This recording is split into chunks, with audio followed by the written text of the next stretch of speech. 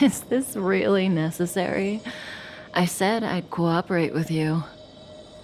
I have no interest in the words of wanted criminals, especially those skilled in the art of manipulation.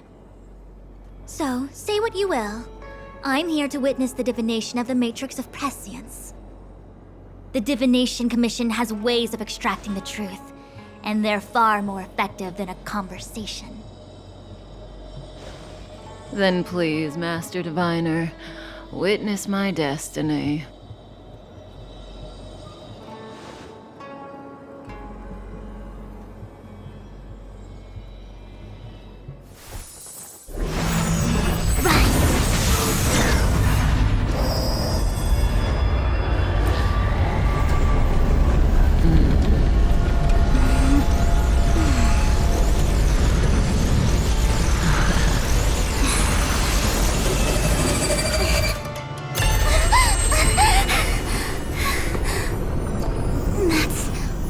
Here? All for that? Well, not what you were expecting. I can't believe it. But the Matrix of Prescience cannot be wrong.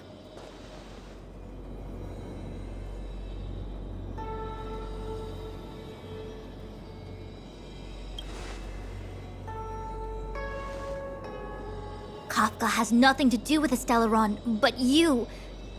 It's you! Absurd!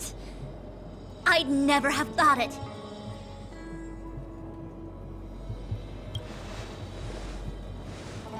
Ask her yourself. Take as long as you wish. I must report this to the General immediately. Please excuse me.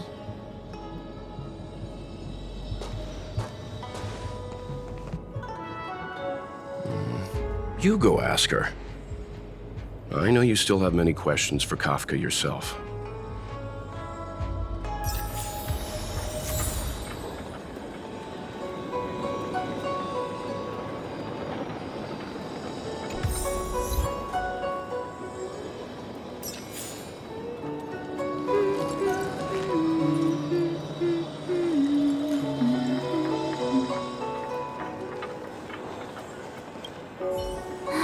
Go. I don't want to talk to that woman. Be careful, though. Don't get fooled by her again. Huh. I wouldn't go that far.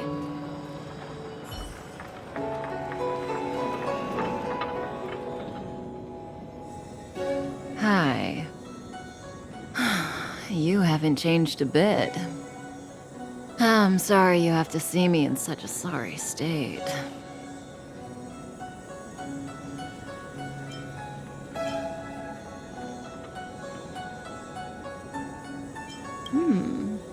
Concerned about me? I'm fine. The Cienjo is always courteous with its captives. I didn't talk to you on the train because I knew you and I would get to talk alone here. Worth waiting for, don't you think? You seem to have a lot to ask me. Elio said he foresaw 3 questions, but they would be the same in essence. If I were to hear one of them, I would then tell you the objective of this trip in all its detail. Since you asked one of the 3 questions, it means everything is going smoothly. Are you ready to hear my answer? Cienjo's Stellaron problem is not directly linked to us. But if you look at it from Elio's perspective, you can't say the Stellaron hunters are completely innocent. We foresaw all this long ago, but chose to remain indifferent until the time was right for us to get involved. Diviner Fu was surprised because she discovered 3 truths. 1, the Stellaron hunters are not enemies of the Cienjo. You know this now, though you refuse to believe it. 2, someone else brought the Stellaron into the Cienjo and activated it. a result of both internal unrest and external aggression. Traitors on the Luofu and enemies from outside want to overthrow the Xianzhou.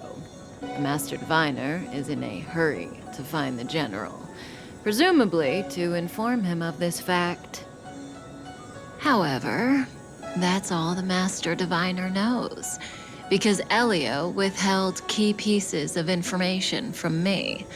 He foresaw the Divination Commission using the Matrix of Prescience against me.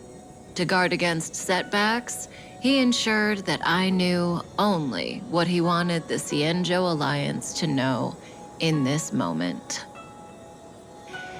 As for number 3, even in their wildest dreams, the Xianzhou Alliance were here for you.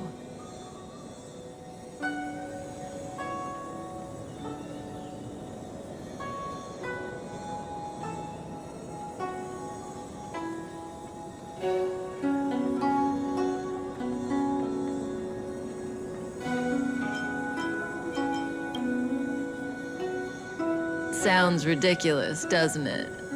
It's no wonder Fu Shen doesn't believe it either. But the Matrix of Prescience doesn't lie.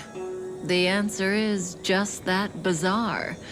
The Stellaron hunters appearing here, Blady getting arrested, me being lured to the Matrix of Prescience. It was all to bring you, the Astral Express crew, to the Xianzhou. In the future that Elio chose, the power of the hunt is indispensable. And that's why the Astral Express crew had to come to the Luofu and achieve something important for the Xianzhou. You had to establish a connection with the Alliance. And that's why I had to trick you into coming here. I needed you to meet the Luofu's general in person and to help him resolve the Stellaron crisis. I needed the Alliance to owe you a favor. That way, in the future, at the most critical moment, the Xianzhou will offer you their help. What do you think? Surprised? The notorious Stellaron hunters did all that just to make you a hero of the Xianzhou? Quite the plot twist, don't you think? Like I said, Elio withheld key pieces of information from me. The future holds endless possibilities. Knowing the right thing at the wrong time could spoil all our hard work. There is only one thing I can tell you about the future. In the best and the worst cases, you will eventually have to face Nanook the Destruction. And when that time comes, you will need all the help you can get. It will be a brutal struggle of eonic proportions. Proportions that neither you, nor I, nor the Astral Express will ever be able to reach. In the vast majority of futures, that's when destiny ends.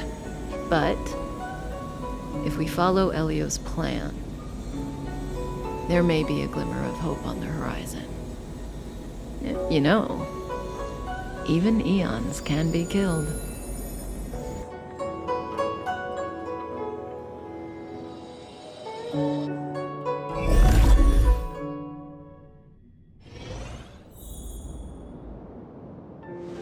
Hey, Luocha! You didn't finish telling us about the propagation. Keep going, it's interesting. So, eons can die, huh? Weird. I thought they were invincible. There is no true invincibility or immortality in the world. Such exaggerations are born of the perspectives of ordinary beings. Nonetheless, ordinary beings could not have orchestrated the fall of the propagation. That eon was slain at the hands of another eon. I don't understand. They're all eons. Why do they want to fight?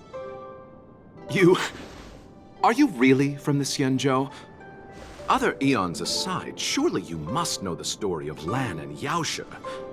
Isn't destroying the Eon Yaoshe the Alliance's cherished aim? Of course I know. Well, I know a little. My mom made me practice with swords all day. I didn't really go to school. In that case, let's just change the subject.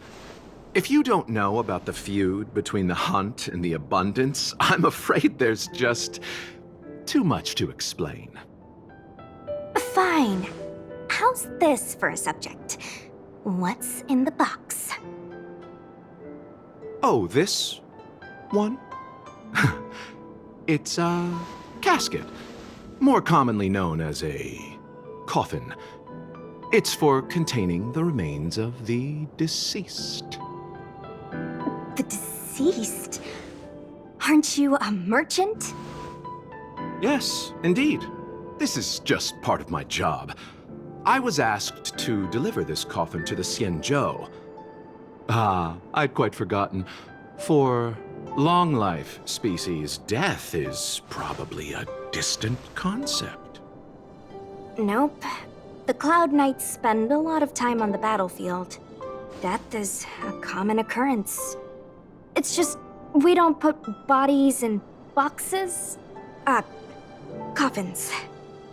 In the Xianzhou, people go to the Hall of Karma in the Ten Lords Commission and consecrate the names and jade abacuses of the dead. It's our way of saying goodbye. The Foxians and the Videodora have their own ceremonies. Foxian soldiers place their dead in star skiffs and then let them drift out into the stars. They call it the returning. As for the Videodora, they're more mysterious. They say that when a Videodora is very old or has a fatal injury, they turn into an egg that looks like a pearl. When the shell breaks, they come out looking young again. My mom calls the Videodora long scions. When I was young, she told me stories of how the Videodora could turn into dragons. I don't know if that's true.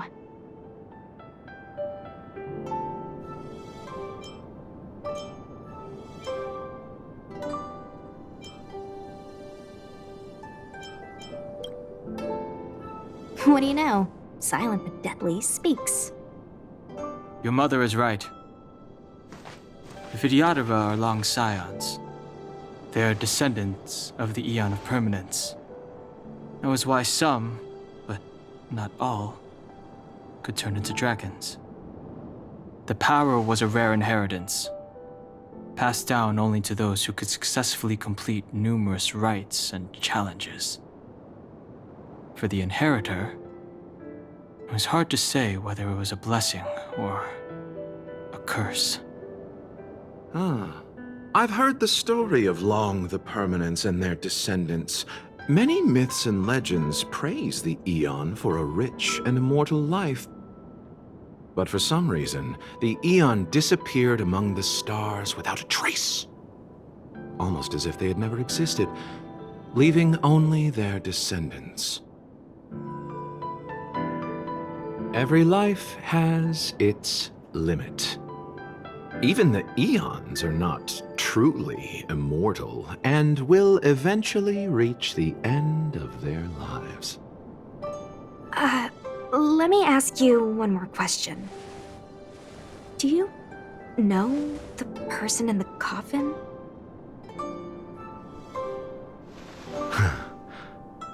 Yes. Friend? No. So, a sweetheart? Miss, whatever gave you that impression? The individual in the coffin is neither friend nor relative. We met only once. By chance, I made someone a promise, and so I have to run this errand. Let's leave it at that, shall we? I think we've all had enough rest.